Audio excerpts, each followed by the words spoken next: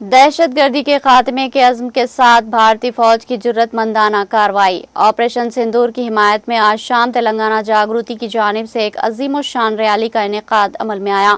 इस रैली की क़यादत तेलंगाना जागृति की सदर और BRS की रुकन कानून साज कौंसिल कल्वाकुंटला कविता ने की। ये रैली शाम 6 बजे धरना चौक से शुरू हुई और RTCX रोड अम्बेडकर चौराहे पर पुरजोश अंदाज में इख्तिताम पजीर हुई। फिजा हिंदुस्तान जिंदाबाद, भारत माता की जय, जय जवान और आवाज दो हम एक है जैसे नारों से गूंज उठी, जिसने हर सो कौमी एकजहती, इत्तेहाद और हुब्बुल वतनी का पैगाम फैलाया। हजारों की तादाद में शरीक अवाम, नौजवानों, खवातीन और तुलबा ने न सिर्फ भारतीय फौज की बहादुरी को खराज तहसीन पेश किया बल्कि दहशतगर्दी के खिलाफ मुत्तहिद रहने के अज़्म का भी इजहार किया। माहौल मुकम्मल तौर पर हुब्बुल वतनी के रंग में रंगा नजर आया। इस मौके पर खिताब करते हुए कविता ने कहा कि हमारी अजीम फौज ने हाल ही में पाकिस्तान में दहशतगर्दी के 9 ठिकानों को कामयाबी से निशाना बनाया है।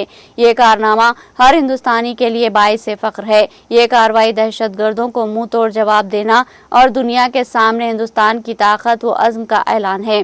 कविता ने रियासती हुकूमत से पुरजोर अपील की कि जैसे सिक्योरिटी खदशात के पेश नज़र IPL जैसे बड़े इवेंट मुलतवी किए जा सकते हैं, इसी तरह तेलंगाना में मुनक्किद होने वाले मिस वर्ल्ड मुकाबले को भी फौरी तौर पर मुलतवी किया जाए। इस मौके पर सरहद पर अपनी जान कुर्बान करने वाले सिपाही मुरली नायक की तस्वीर पर फूल चढ़ाकर खराज अकीदत पेश किया गया। భారతదేశ వ్యాప్తంగా ప్రజలందరూ కూడా కోరుకుంటున్నటువంటి సందర్భం మనం చూస్తున్నాం। ఇవాళ యుద్ధ వాతావరణం ఏర్పడి ఉన్నది।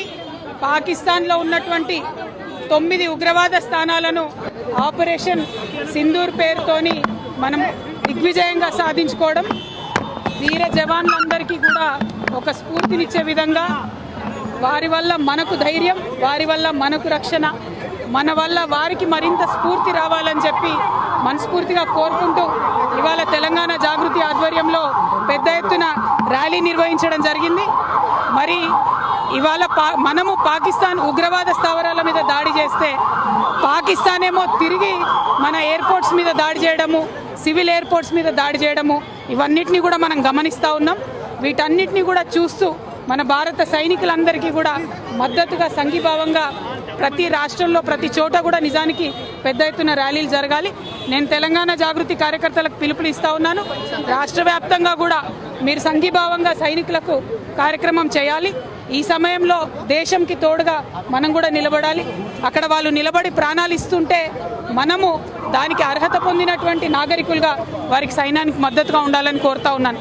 ఎట్ ద సేమ్ టైం ఒక పక్క యుద్ధ వాతావరణం ఉంటే మరి ఇక్కడ మనం మిస్ వరల్డ్ పోటీలు కండక్ట్ చేసుకుంటా ఉన్నాము।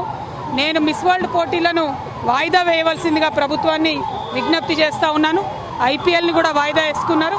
ఎట్లయితే IPL వాయిదా వేశారో మిస్ వరల్డ్ పోటీలు కూడా వాయిదా వేయాలి। ఎందుకంటే ప్రపంచమంతా కూడా పోటీలన్నీ కూడా ఛానళ్లలో చూస్తూ ఉంటారు।